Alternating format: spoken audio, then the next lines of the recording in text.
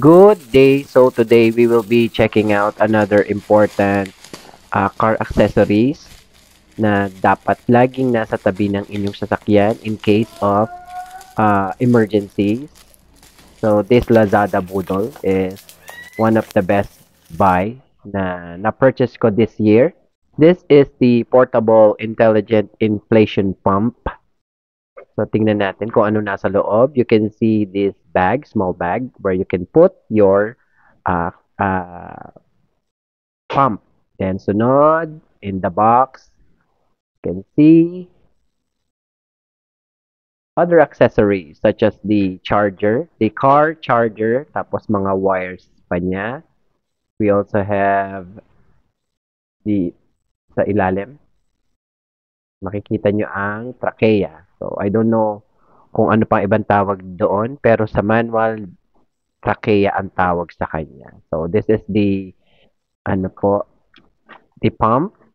So check natin yung mga buttons niya. So sa gitna ang power on button. As you can see, meron pa siyang charge. So pwede natin siya agad matignan kung gaano siya ka-effective.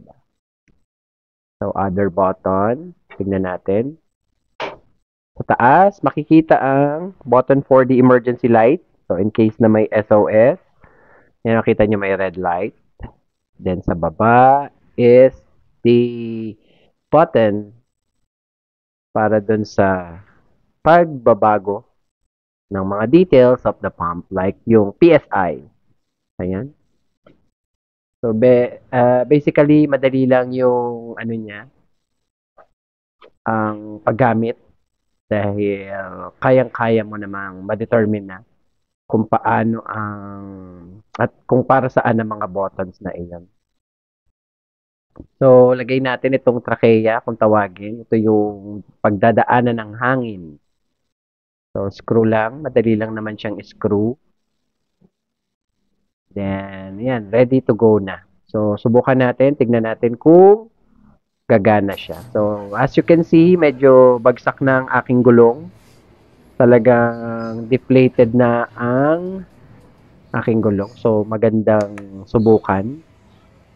So, dito makikita nyo sa display ng pump kung ano ang inyong lalagyan ng hangin. Merong bola, kotse, etc. So, syempre, doon tayo sa sasakyan, kotse. Paguhin lang natin yung PSI.